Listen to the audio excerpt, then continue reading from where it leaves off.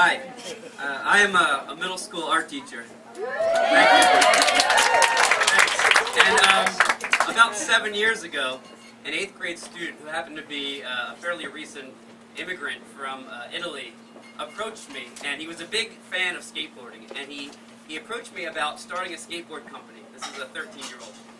And he was very earnest about this and very sincere and really excited, and he wanted me to do the artwork because he didn't feel confident or comfortable in that arena. So I didn't have a lot of optimism about the success of a 13-year-old skateboard company, but certainly being supportive. I said, you know what, as long as you have a skateboard company, I will give you as many designs and as much artwork as you need. His name is Lorenzo. So Lorenzo did start that skateboard company, and that is 12 designs ago, and again 7 years ago, and the company continues to go strong. And I'm very proud of my relationship and my role in that. But about 3 or 4 years ago into that partnership, he, just a teenager at the time, he held a holiday party, a Christmas party, and he invited me. And I was very moved and really excited about going to this Christmas party. That was, of course, populated by a bunch of skateboarding teenagers and their girlfriends and their friends. And he was all decked out and dressed up. And we were all around a big table and kind of filling the house. And he gave a great speech, and he talked about the future of the company and the trajectory of the company and where it was heading, and and I was so humbled, and I just was so impressed how much he had grown up, and still at this very young age, he was so mature, and he kind of led everyone in a toast about the company, and then he talked specifically to me and thanked me for my role in the company, and I was so moved and just really very flattered. And he presented me with a gift bag, and the gift was this T-shirt, which is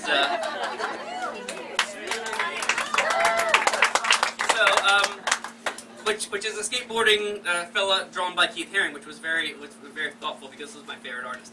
So I was very moved and I was very flattered, and then I began to kind of realize and recognize that that I was really the sole adult at this very teenage party, and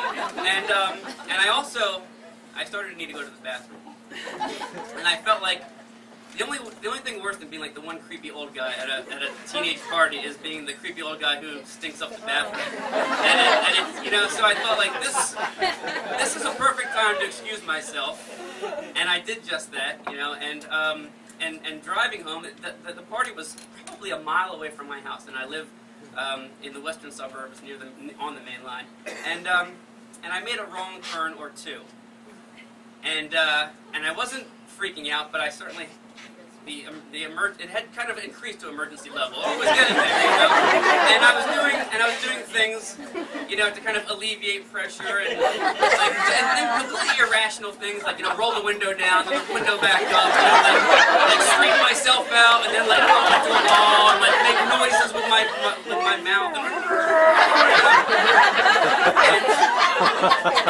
it was getting worse and worse and worse. And I always felt like because I was so close to my house, I didn't exactly know where I was. If you've been around the western suburbs and the main line, it's very twisty, turny, curvy, like there's really huge houses back there. And I felt like I kind of knew where I was. I must be like the next intersection I will know, and I'll be home, and it'll be fine. And starting to sweat.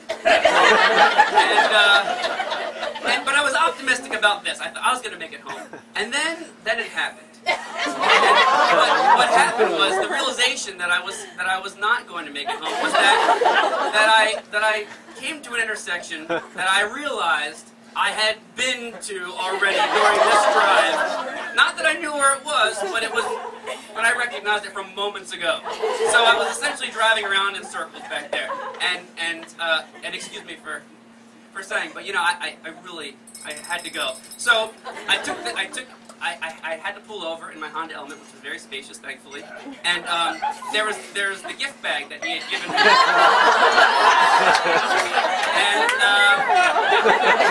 And the plan was just to alleviate a little bit of pressure. That was the plan. But in the same way you can't like crack a floodgate, that plan was immediately scrapped and revised. And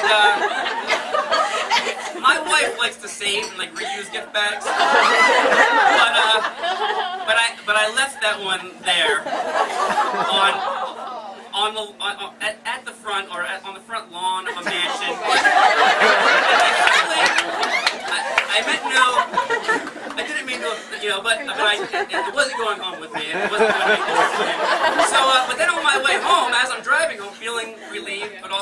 guilty, you know, it dawned on me that on the gift bag it said, "To Mr. Marone."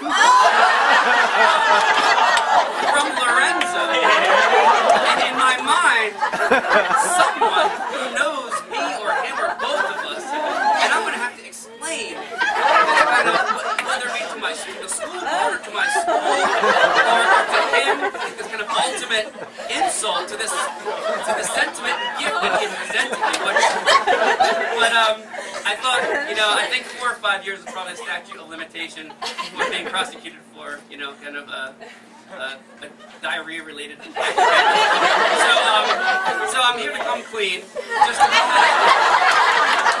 just in case he's ever visited by a ghost that is like, you know, kind of a Dickens-style ghost, which is like, let me show you what life would be like at Christmas time if you weren't, and then it was like, suddenly in my Honda Element, like, oh my God! So anyway, Lorenzo's not here, but I'll certainly share this video with him, and I'm very proud of him. Every time I wear the shirt, I think about that evening, but more importantly, our relationship, and I'm very proud of him. So Merry Christmas.